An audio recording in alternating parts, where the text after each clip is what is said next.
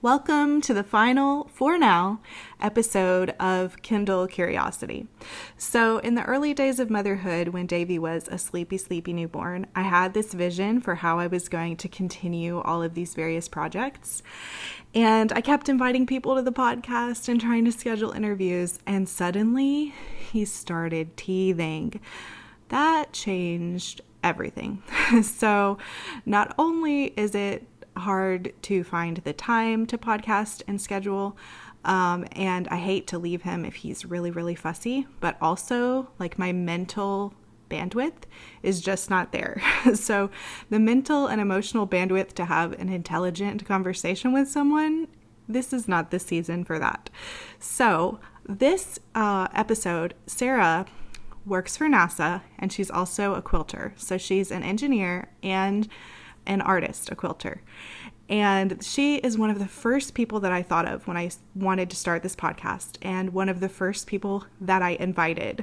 I had so much excitement for the podcast that I invited basically everyone you've heard in the first week, and everybody said yes. And so I recorded a lot of episodes, and then I've struggled to get them all edited. So I wanted to put this one up before I put everything in the vault. So my podcast hosting cost a fair chunk of change. It was coming due for renewal, and since I'm not going to be able to continue podcasting, I did not renew the podcast hosting. So this episode, and I think there was space for a couple of others, are still in iTunes. And I'm going to work on archiving them on YouTube because I can do that for free. I don't know how long that's going to take. So for now, consider the podcast kind of like in the Disney vault. I'm putting it in the vault, except for this episode because it's brand new. But I am just editing this really quickly on my iPad. I do not have the music. This is a really rough cut. Actually, I didn't edit our conversation at all. So this is the raw, uncut version. It wasn't as bad as I thought. Honestly, the fact that I would spend 5 hours to fix this, just to like take the air out and take my having to rephrase things, was basically a giant waste of time in retrospect. Motherhood gives you all the perspective. So we recorded this well over a year ago. I wasn't expecting it. I'll talk about not having kids and what Sara says about motherhood giving you focus. Like first in like the baby months, it makes you crazy and you don't have time. And then it kind of gives you clarity of focus with how you want to spend your time and what you want to do. And I'm definitely finding that. I would love to come back to the podcast sometime and not spend so long editing it, but I'm not making any promises right now. But it is something that I would love to do eventually, at some point. It just might not be, it might be a little bit more a one-off episode instead of the commitment of doing it every other week. That was a lot, even when I didn't have kids. So, if you want to find the archived episodes, I will put the information on kindlecuriosity.com so you can get to those. And I'm still posting what I'm doing on Instagram at Sara D Shots. Anytime I can. I have the iPad. I'm drawing with Davy in my lap. I have a lot of creative ideas. I find that motherhood has definitely like increased my creativity, but it's decreased the time that I have to put the thoughts and ideas into action. So this is what I'm doing for now. Thank you all for your support of the podcast. I have really loved doing it. And I would love to return to it again someday. That's all for now. So there's going to be an awkward pause and then it will cut to the footage without any music or anything. Thanks again for everything, and I'll see you over on Instagram. So I'll just welcome you to the podcast and then we'll get started with questions. Yeah. Okay. Sounds good. Yeah. So welcome to the podcast. Thanks for having me. I'm looking at the wall behind you and I really love all the quilting pieces that you have hanging in your studio. So how long have you quilted? It's been about 7 years. I started in 2011. So I had actually made one quilt quite a while before that in like 2004 time frame, I made a t-shirt quilt from running quilts. And I went to a sewing store when I was at my parents' house over the holidays, and a very kind lady took me around and showed me all the different things I needed. And I made that t-shirt quilt, and I pieced it, and I put a backing on it, and I never actually finished it. It never actually got quilted. So it sat and it sat and it sat. And over the next however many years that was, I kept thinking, man, it'd be really fun to learn more about quilting, and I could finish that t-shirt quilt and keep going. And then in 2011, I finally got started again. I took a class at Joann's Fabrics about, gosh, I don't even remember. It was just how to make I think it was a pillowcase, actually, not a quilt, but just a basic sewing class. And after that, I said, okay, that was fun. I went out to Walmart and got $100 sewing machine and started from there. I think I ended up taking one more class at Joann's that taught me how to do quilt binding, but it was mostly learning from resources that were available online and in books. So for the first couple years, I would say I quilted fairly casually, I guess. And then 3 or 4 years ago, I just really got into it and have been kind of obsessed with it ever since. And so, did you sew growing up at all? No. My mom had a sewing machine, and she sewed very occasionally. So you hear a lot of people say, oh, my mom sewed and I wasn't interested. But then later I was. My mom sewed in the sense that she knew enough to make us Halloween costumes when we were kids. I had like a project in high school that she helped me make a costume for, but she didn't really sew or quilt either. So I don't even really know where the desire came from. I just had kind of been exposed to it here and there and thought it looked like fun, thought it looked like something that I would be interested in, because I've kind of always been interested in anything artsy and craftsy. So what did you enjoy doing as a little girl?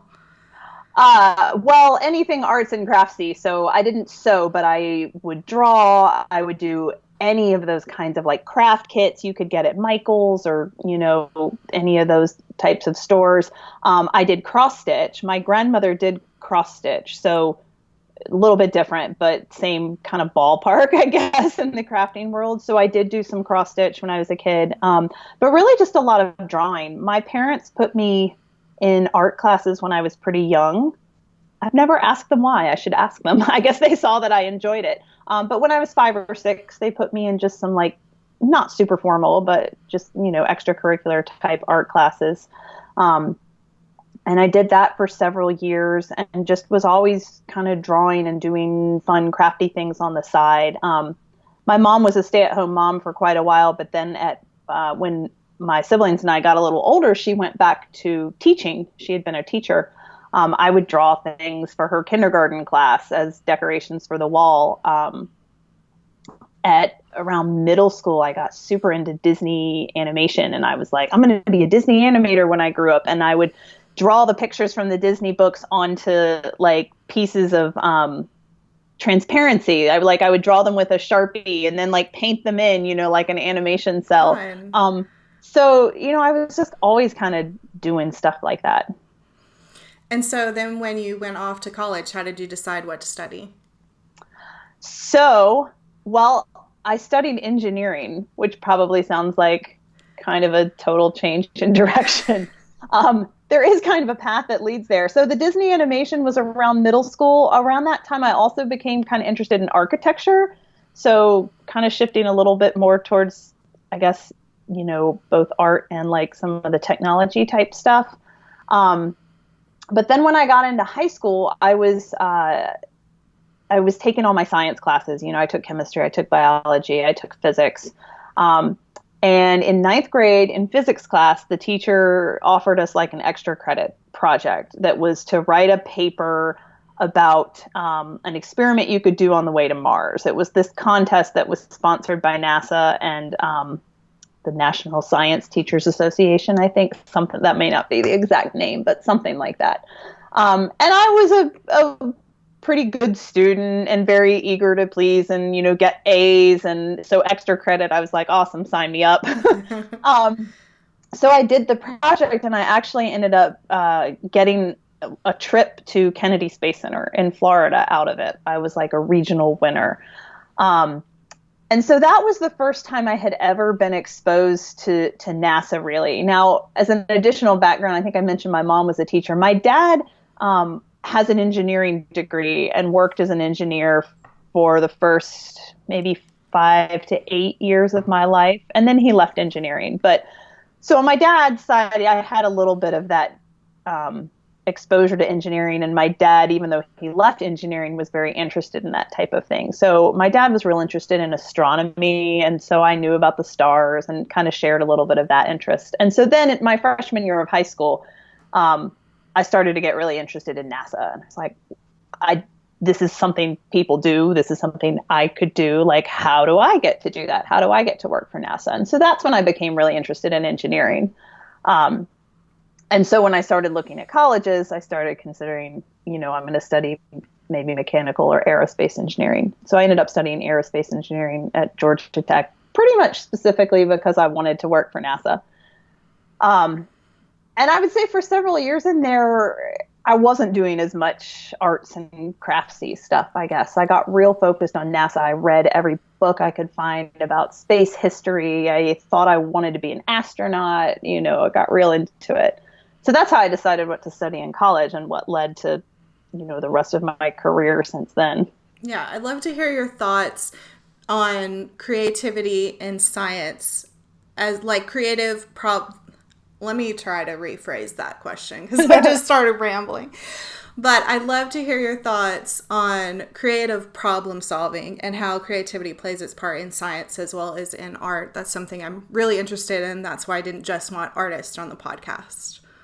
Yeah, so that's a question I get a lot, as you can imagine, with a job as an engineer, but people know that I do a lot of quilting and other creative things on the side. There's definitely overlap. One of the popular terms that gets used a lot is STEM, so science, technology, engineering, and math.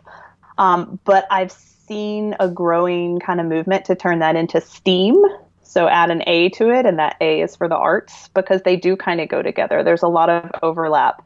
For me personally, once I got into college and was doing engineering, but then still had these same kind of creative interests I had since I was a kid, it started to come out in things that were kind of meshing art and technology, like graphic design, photography, using your digital camera and, doing edits in Photoshop, web design. I learned how to make a web page in like 1995. And now web technology has far surpassed my capabilities.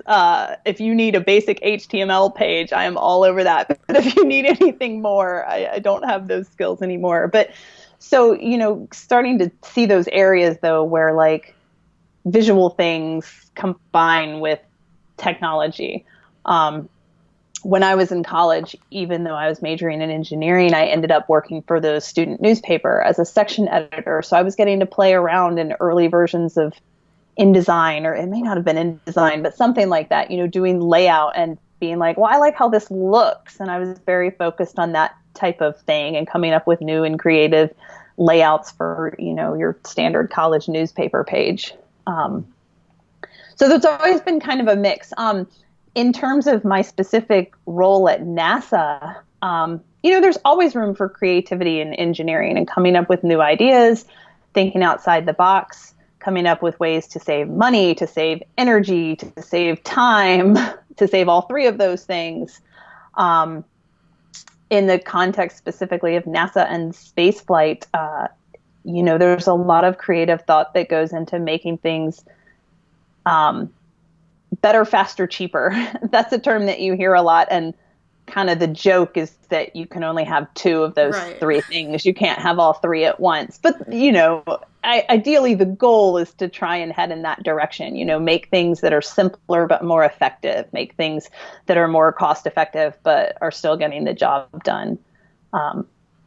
There's a lot of things, especially in aerospace right now, that are kind of pushing the boundaries in a way that hasn't been done in a while. Aerospace for years has been a pretty stable If you want to get cynical, people would call it like old-fashioned industry, like not a lot of change. We're still essentially using the same kind of rockets we were using 60 years ago when, we launched the first thing into orbit. But there's always room for improvement.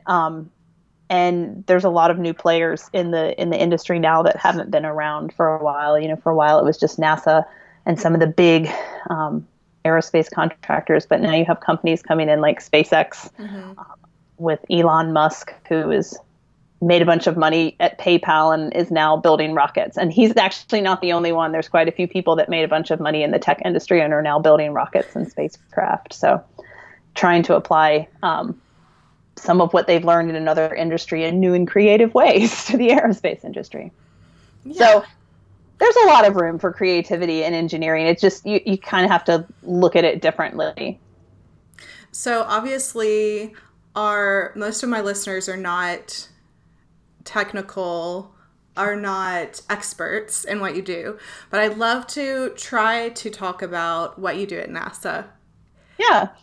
So I've done a couple different things. I actually just, in a week, I'm getting my 20-year service award, which is kind of crazy because I started there as an intern in college.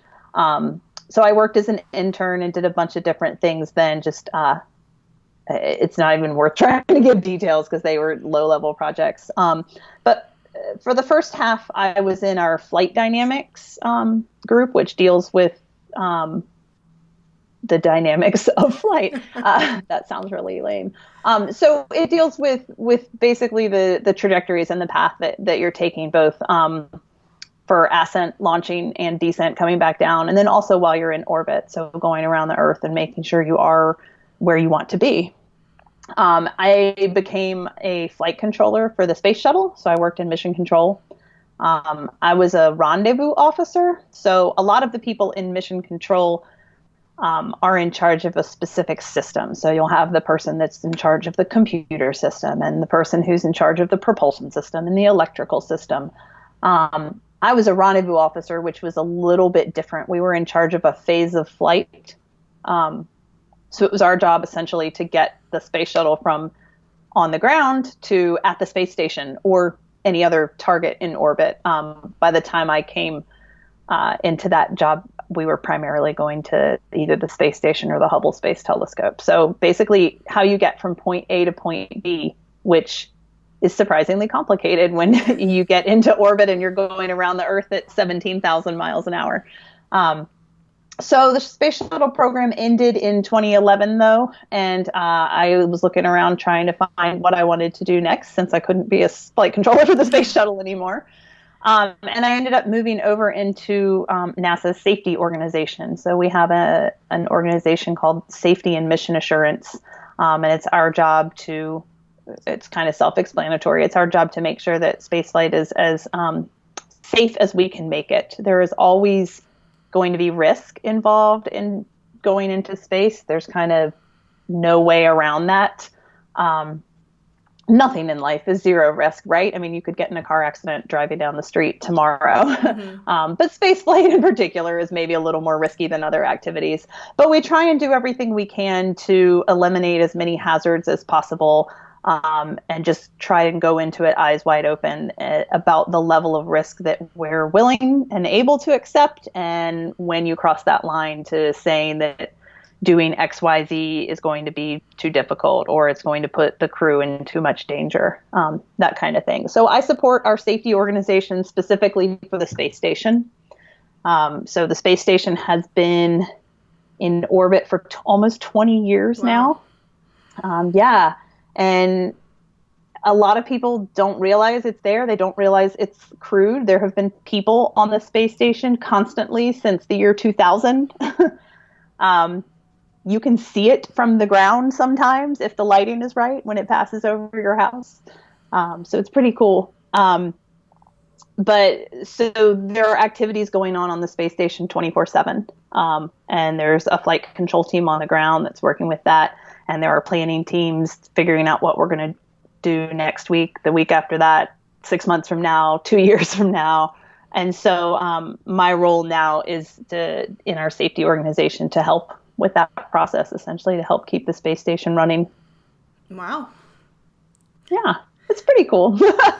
Yeah, It has for its sure. ups and downs. That's the thing. I mean, like, working at NASA has some of the same frustrations as any job, but it has some perks that you don't find at other jobs too. Yeah. So speaking of perks, I've seen one of your headshots where your hair is like floating. Was that like a test zero gravity flight? You want to talk a little bit about that? Yeah, so that was actually something I did as a volunteer. So that was not technically part of my day job, but NASA used to. They unfortunately don't anymore, but they used to have a program where teams of high school and college students and even teachers or educators could propose experiments that they want to do in microgravity. And they would select some teams who would get to come down to Houston and fly them on the Vomit Comet. That's the name of the plane. Well, that's not the official name of the plane. That's the unofficial name of the plane. Um, it's several different types of airplanes can do it, but what they're called is microgravity flights. So the plane flies a very specific trajectory that's kind of like a roller coaster. It's going up and down and up and down and up and down. And at the top of each arc, you get about 30 seconds of weightlessness.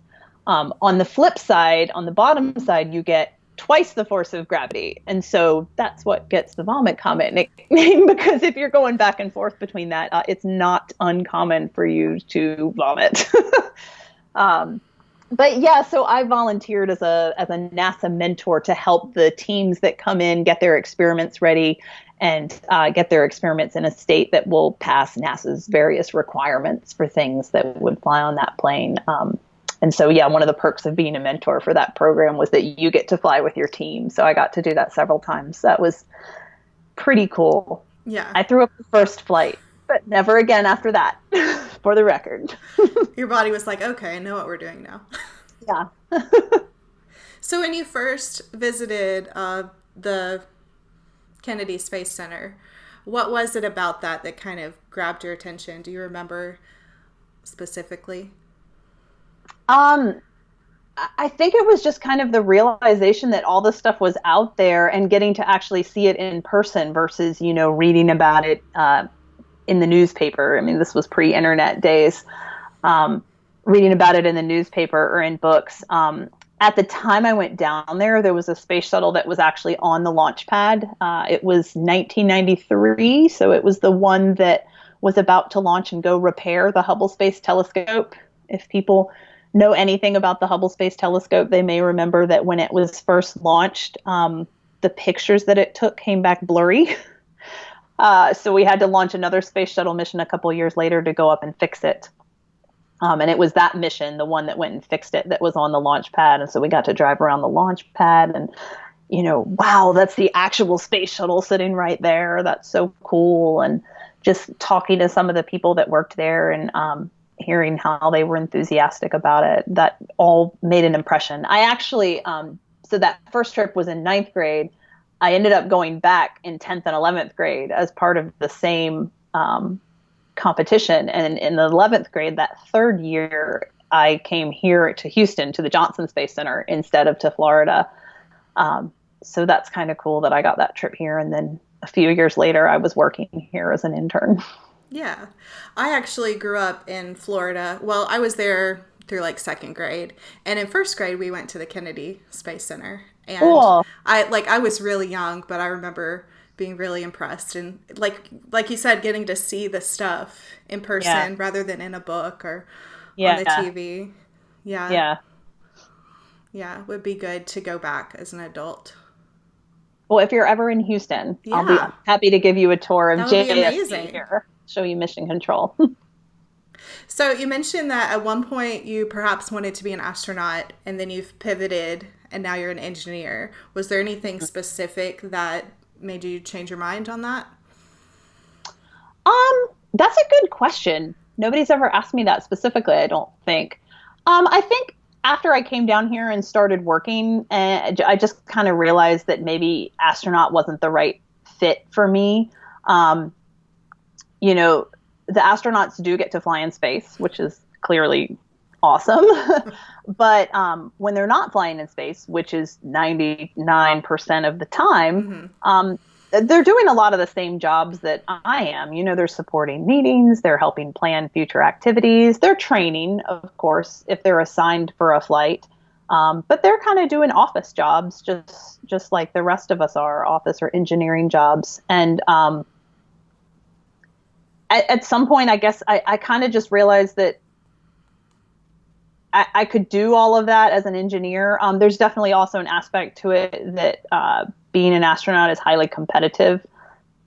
And I wasn't sure if I wanted to really put myself through that over and over again. There is a physical requirement for astronauts too. And while I think I could probably pass it, like I also could probably lose 20 pounds, that type of thing.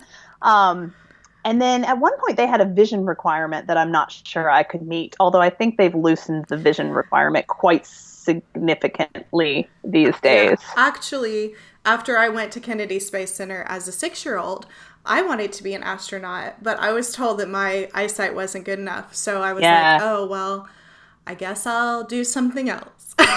Yeah, the medical requirements can be tough. It's interesting. I've had people ask me, you know, do those medical requirements, how important are they? And I guess I should state this is my personal opinion. This is not me on behalf of like official NASA, but I think they probably use the medical stuff as a weed out as much as anything. You know, there's a lot of people out there who are really qualified and would make fantastic astronauts. The astronaut corps has people from a really wide variety of backgrounds. They have a lot of people that have military experience, of course, because that's what they hired for a long time to be pilots. But they have a lot of, you know, doctors, engineers, scientists. You know, the one thing in common is that they're all going to have something technical. But there are people in the astronaut corps that have done just some really like crazy creative things if you really start diving into their backgrounds and their biographies. But yeah, so the medical requirements are pretty strict. I think it's just if you've got a huge pool of qualified candidates and you can only pick like 15 people, it's a way to help weed it out. And then there's certainly a logical reason. Level, yeah. There's a practical reason to have that too. You want people that are as healthy as possible, because if you have somebody that gets sick in space, that's a major, major problem. Yeah, for sure. Yeah. So let's kind of swing from the science to the art, and let's talk some more about your quilting. So,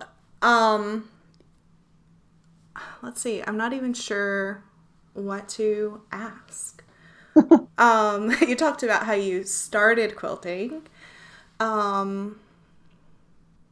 Maybe just a little bit about your quilting process, like how you go about deciding what you want to make and that kind of thing. Yeah. I would say I don't have a single consistent process. It kind of depends on my starting point. So when I started quilting, I used patterns that other people had designed. You know, I would say that looks cool. It has all the instructions I need. I'm going to buy that pattern. I'm going to take it home. I'm going to buy fabric and I'm going to make it. Over the years, as my sewing skills have improved, and I have just started to make my own patterns.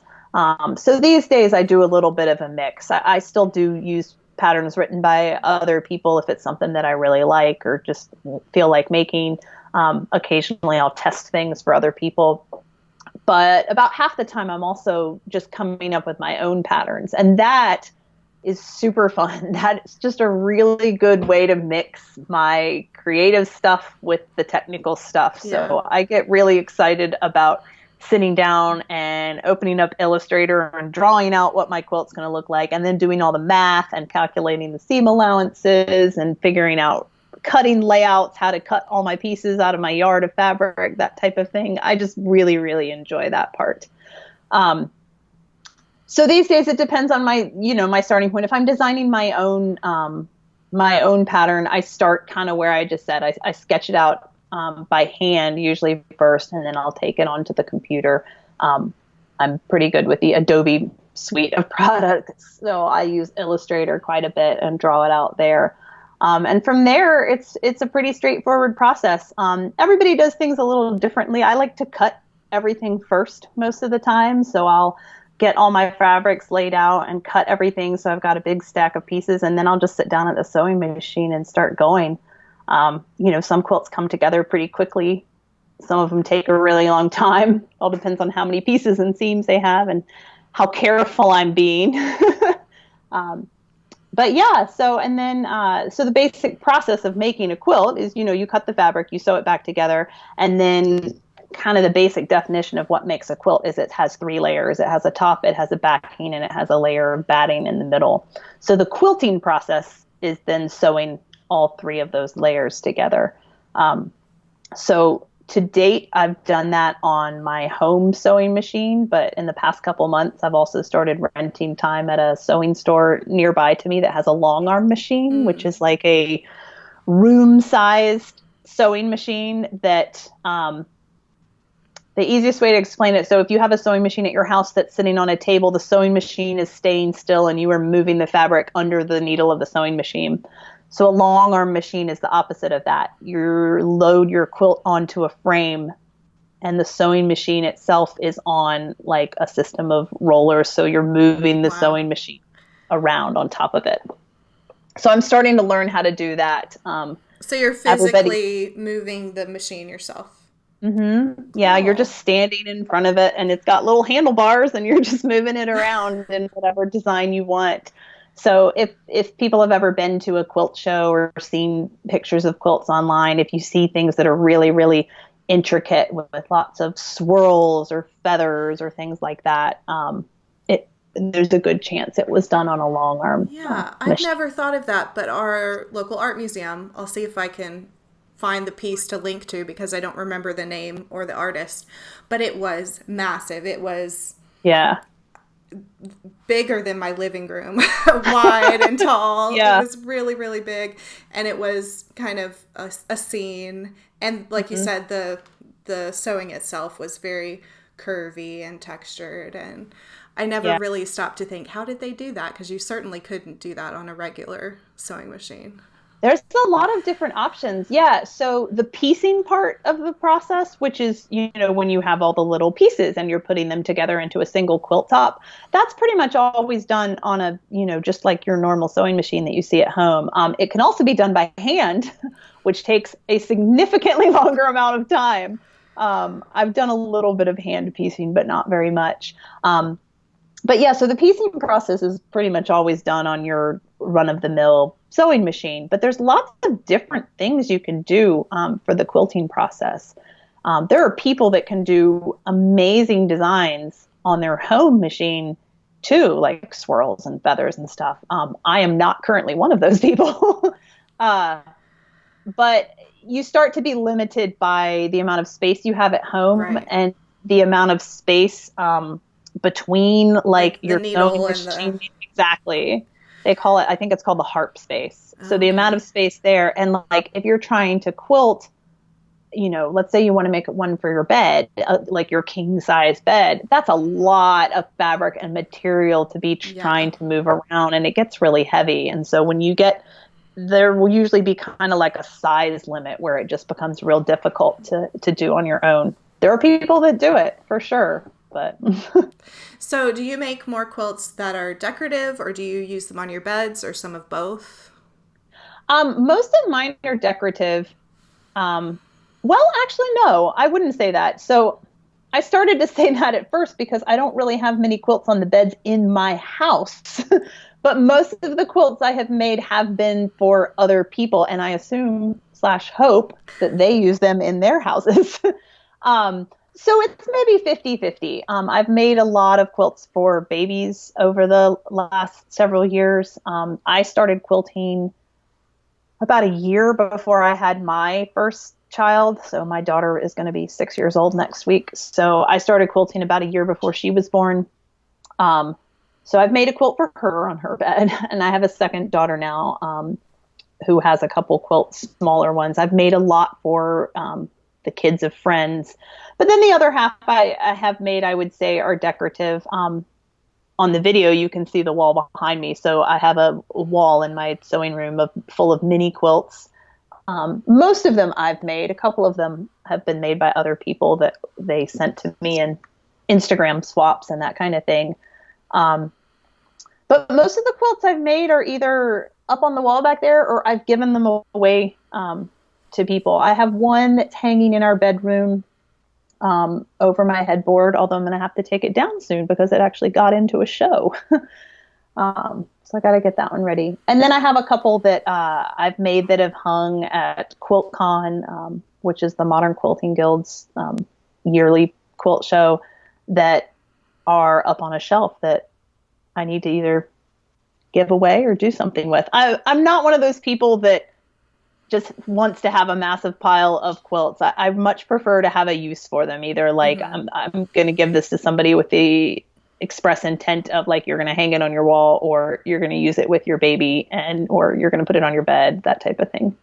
So tell me a little bit about these competitions and quilting conventions and how that process started for you and continued. So it's still relatively new for me. The first quilts I had in a show was just this past February, so 4 or 5 months ago at QuiltCon. QuiltCon, I mentioned, is the Modern Quilt Guild's yearly show. I had 2 quilts that were on display there. One of them was kind of automatically in the show because I had written the pattern for a Quilt of the Month program that the Modern Quilt Guild has. I submitted a design that was selected and then wrote up the pattern. So that one was in just an exhibit. But then my other one was part of a fabric challenge that they ran. So they said, we challenge you to make some sort of quilt with these particular fabrics from this collection. So I designed a quilt using those and entered it to be judged in that portion of the competition. And so that one got in and actually ended up winning first place in its category, which was a huge, thanks. It was a huge surprise. I was not expecting that at all. So that was my first experience with entering anything in shows. And then I had another quilt that I made this spring for a guild challenge. So we have a local chapter of the Modern Quilt Guild that has just gotten started in my area of Houston. So it's called the Gulf Coast Modern Quilt Guild. And we had a challenge in the spring to, make any kind of quilt using a certain designer's fabric, which I did. And it turned out really well. It was kind of an idea I had been playing around with for a while, and used that challenge as an opportunity to make it happen. It was, I'll have to send you a picture of it, but it's a very geometric kind of flowery design. And kind of on a whim, I entered that one at the end of May in the International Quilt Festival, which is a large quilt show that's held every year, conveniently enough for me, in Houston. And I just found out a couple weeks ago that one was juried into the show. So that was really exciting. I'm lucky that I live in Houston because I get to go to the International Quilt Festival every year, and I have to travel for it. I just have to drive downtown. And so I went to that for the first time maybe 5 years ago. It's interesting because it's a really large event, and I had no idea it existed until I started quilting, even though I live in Houston. But so I went to that for the first time 5 years ago, and I've been back every year. And the first year I was like, wow, this is amazing. Wouldn't it be cool if someday I could have a quilt in this show? And this year I'm going to have a quilt in it. So that's pretty cool. Yeah, I love it. So yeah, maybe we can talk a little bit more about the types of quilts that you make, because people can't see them right now. They can go to your Instagram and see some. But do you tend to do more of the geometric, colorful type? How would you describe your quilting aesthetic? Probably the easiest thing is to say I'm a modern quilter. So that I say it's easy. There's also, constant debate about what does modern really mean. But to me, when I say I'm a modern quilter, I'm using bright colors, sometimes a lot of solids, just solid colored fabric, no prints or anything. And I do use a lot of geometric designs, really kind of bold and bright, is how I would say my aesthetic is. So if people don't know much about quilting, a lot of times what they'll picture is the types of things that their grandmother made, which are amazing. Don't get me wrong, but they have a different look. They have the colors might be more muted, or there's a lot of applique with tiny little flowers, or, just more old fashioned motifs. And so I definitely skew more towards the bright and bold and straight lines and angles and geometric type shapes. I'm trying to think of a good resource. You could always go to the Modern Quilt Guild's website, and I think they've got a more formal definition of it. And you sew clothes too? A little bit. I don't do a lot. I have sewn pajama pants. I have I'm sewing a dress. I mentioned my daughter's birthday is next week. I'm making her a dress for her party right now. I've sewn a couple shirts for myself. I don't do a lot of clothes. I would like to do more, but I'm not so good with the fitting part, and I get really frustrated with it. So I'm like, I'll just stick with quilts and their 2 dimensions and straight lines. Yeah, my mom is a seamstress, and it's amazing the patience that she has, because like you said, when we were little, she would make Halloween costumes, but then we all studied theater in university. She did too. And so she took advanced costume classes and made like a Madame du Pompadour with the big panniers. Wow. And it takes so much like fitting and refitting. Like you can't just make it and it's done, and you just put it back on the person and you take your little notes, and then you sew it up again and you put it back on the person and you take your little notes. And that's what she can make, pretty much anything we ask for. So my sister and I are really spoiled. That's awesome. I wish I could do that. My experience with clothes making thus far is always that it looks better in my head than it actually turns out. And for me, it's either I don't get the fit quite right, or I make a poor decision with the fabric. So quilts, 90% of the time are done with what they call quilting cotton. So it's just kind of like a medium to lightweight, like woven cotton. And of course, when you get into clothes, like the options are endless. And so I've made a couple things with quilting cotton and not been quite as happy with the result. And then I look in my closet and realize, oh, well, all of the clothes that I'm buying at the store are not made out of quilting cotton. Right. And sometimes, I'm not sure about Houston, you may have amazing stores, but sometimes it's hard to find the type of fabric that you would find clothes made of in a store when you just go to a fabric store. They have a lot of quilting cotton because people make a lot of quilts. Exactly. Yeah, the stores around me in my local area are primarily quilting cotton. I know there are some really good fabric stores in Houston, not in my area, but in other parts of Houston. One day I'm going to have to check it out, because I'm starting to think that at least half of my never quite being satisfied with what I'm making is fabric choice, which if I could fix that, that would make a big difference. Yeah, I can remember one shirt in particular.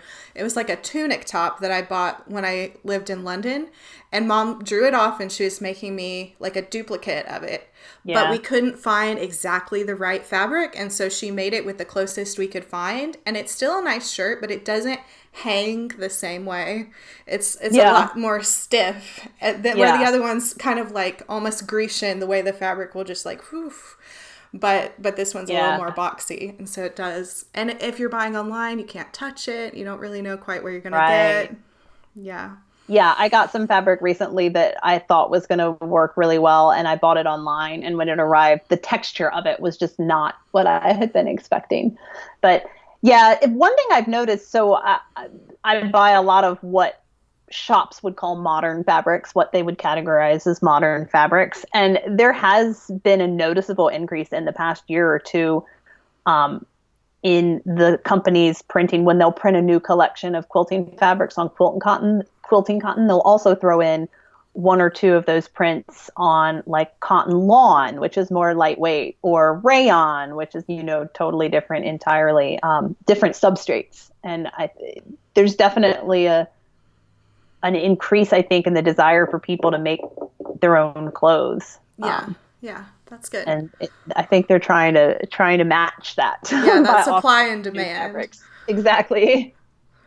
So, you mentioned the dress. Is that your main creative project right now, or do you have something else kind of I coming down the usually line? have, yeah, I usually have a couple different things going. The dress was a spur of the moment thing. Like we went to Joann's Fabrics last weekend because I needed some black plain cotton, and we saw this Incredibles fabric. And my daughter's sixth birthday party is going to be Incredibles. And I said, I said, Emma, do you want me to make you a dress? And she was like, yeah. So that was kind of spur of the moment. I offered because I made her a dress last year and I am using the exact same pattern. So I knew I could do it. Yeah.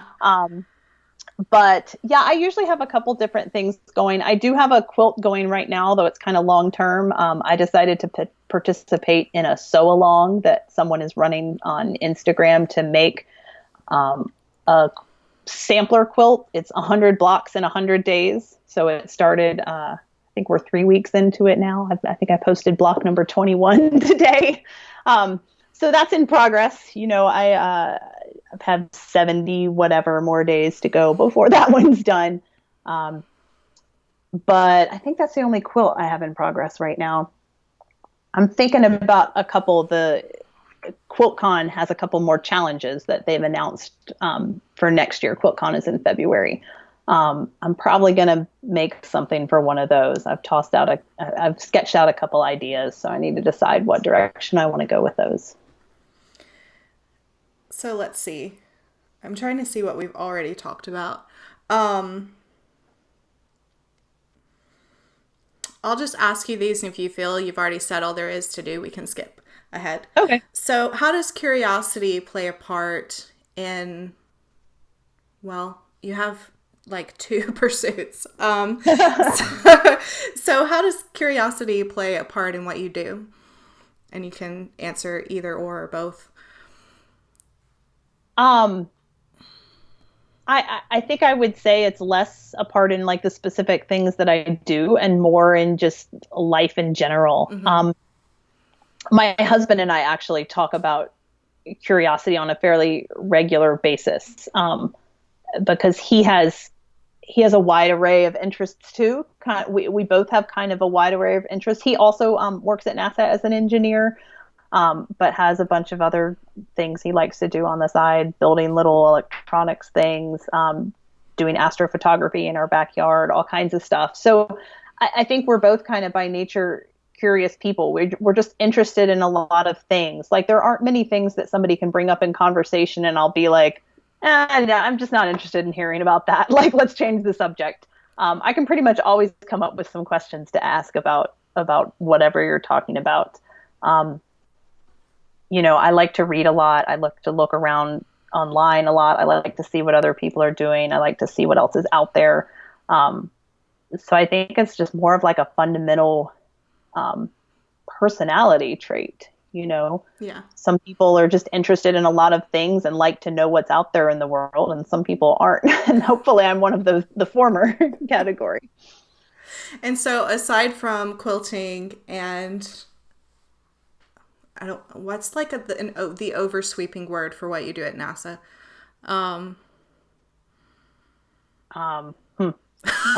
Other than engineering. Engineering. Yeah. So what else fascinates you? Well, there's been a lot of different things over the years. To be honest, I'm pretty like crazy into quilting right now. That's what I spend pretty much all of my free time doing. But we talked about all the different things I was interested in as a kid and going into high school. I still have a lot of different interests. Probably the thing I spend the most time on outside of quilting is running, and I'm going to say triathlon, even though I haven't done a triathlon in several years. I was very active in our local running and triathlon community before I had kids. Since I had kids, I still do run and work out, but I haven't done nearly as many races as I used to do. Well, that leads nicely to my next question, unless you had more you wanted to say about that, which is, did becoming a parent change your view of creativity at all? Definitely. Yeah, in so many ways. I mean, there's the obvious way, which is like once you have kids, and they start to talk to you, then they start to ask you questions about everything. From, why is the sky blue to like, why are we alive to like, what does this word mean? I mean, everything you can possibly think of. Um, so that involves quite a bit of, either being creative and figuring out how you're going to explain something, or, being like, well, I don't know, let's go figure it out. Mm-hmm. That type of thing. I'm definitely the type of parent that I want to be the type of parent that goes, I don't know, but let's go figure it out. Not Mm-hmm. I don't know, so just don't worry about it. I want to help my kids figure out what they want to know. In terms of my time, though, and kind of what I spend, people have noticed before. They said, you started quilting like right around the time when you had kids, like right around the time when you didn't have nearly as much free time anymore. I'm like, well, that's true. Would have been nice if I had started quilting several years earlier when I did used to have a lot more free time. But I think doing creative projects when you have kids and you have a full-time job and you have whatever else is going on in life, it makes you more focused, I think. Both my husband and I have kind of independently noticed this and talked about it in the past that, we had a lot of free time before we had kids, but we would just sit around, or we'd be like on the couch watching TV or sleeping on the weekend till 11 o'clock. Don't get me wrong. I would love to sleep on the weekend until 11 o'clock once in a while. But, we had tons of free time, but maybe we didn't always use it the same way. And now that our free time is a lot less, I think we're both a lot more focused on how we want to spend it and what we want to get done. Make sure that we're doing things that we enjoy doing. That's definitely been a recurring answer for this question. So Oh, yeah. it's not just you guys, for sure. Cool. Yeah. Yeah. We don't have kids yet, so I'm just doing market research. There you go. So I will say I did too much sewing for the first, several months after each of my kids were born. Yeah. It's a transition for sure. So if someone hasn't quilted before and they wanted to start, where would you point them, or where would you suggest how would you suggest that they start? I would point them to the internet. I mean, I'm pretty much 100% self-taught, mostly from the internet and books. Around the time that I started, blogs were still pretty big, so there were a lot of sewing blogs. There aren't as many anymore, but there are still quite a few. If there's anything quilting, sewing related you want to know how to do, you can probably Google it and find a tutorial that someone has filmed on it. There's a lot of books out there, and if you don't want to spend money on books, I've found that the library actually has a pretty good selection of them. There are classes. If you're interested and you're more of a hands-on learner, there is probably some sort of sewing store in your area, unless you live really in the middle of nowhere. But you'd be surprised at where there are quilt shops these days. For me, I live in a suburb of Houston, and I can think of at least 5 or 6 different sewing stores that are within like a half hour's drive from me. And almost every sewing store is going to offer some kind of classes. Even if they don't offer classes, there's probably somebody who works there that would teach you if you ask them nicely and offered to pay them. Yeah. And when I think of quilting, I think of like the big one that you put on the bed, but you could learn with a smaller project. Is that how you started? Yeah. I definitely started with smaller projects. I think the first quilt I made was a baby quilt, which was about 3 feet by 3 feet square. So it was pretty small, and it was very simple, just square patchwork. It didn't have curves. It didn't even have triangles. It was just squares. And that was really easy. So something like that is a great way to start. Interestingly, there is something to be said for diving into a complicated project early on when you don't know any better and you don't know enough to be scared or intimidated by it. There's a couple projects that I made that would fit into that category. I just didn't know any better. I was just like, well, I'll figure it out as I go along.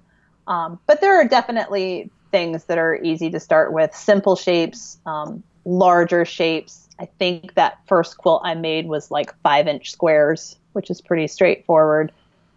You can even buy fabric that comes already pre-cut into 5-inch squares, which makes it really easy. But yeah, start small, start simple. Maybe don't try to, do huge swirls or anything on your first time. When you quilt your first quilt, just do straight lines or something like that. Straight lines can actually look really, really good on a quilt, and just take it slow and don't expect perfection. I've been quilting for 7 years. My quilts are certainly not perfect. And there are people that have been quilting for way, way, way longer than me, and their quilts are not perfect either. I heard somebody say something along the line of, if you wanted perfect, you wouldn't use fabric. It's just, you're never going to have exactly crisp corners and everything come out just right. It's never going to be perfect. So you kind of have to embrace the little imperfections along the way. Yeah, that's what my pottery teacher said in college. I was upset something wasn't perfect. And he was like, Sarah, if you wanted it to be perfect, you would have it machine made. Like, this is handmade. So exactly. That's part of the charm of it. It's the same with quilting. Exactly. And that's a struggle for me sometimes. I mean, I'm an engineer. I'm a type A personality. I want things to be perfect. And so I constantly have to remind myself, like, no, it's fine. Or, ask myself, I see this, but is anybody else looking at this ever going to see this? And usually the answer is no. Mm-hmm. Yeah, we always see it because we're in the weeds. Exactly. Step back. You're your own worst critic, right? That's the case for everybody. Yeah. Well, it has been great to talk. I can't believe it's already been almost an hour. Yeah, me neither. Wow. That did go fast. It did. We had so much to talk about. So for anyone, or let me start that over. Where is the best place for people to find you online? So if you want to see my quilting, it would be my Instagram account. So I'm Saroy, Saroy on Instagram. I also have a blog that's at saroy.net. That blog has been going for about 20 years. So there is months of content there, but I recommend you don't dig back too far or you'll find all my angsty college days. But I post a lot of my quilting projects there. And I also post just about, what's going on in my life in general, my kids, that kind of thing. Yeah. Well, it's been great to talk. And I'll definitely let you know if I end up in Houston sometime. Yeah, that would be great. I'd love to meet you in person.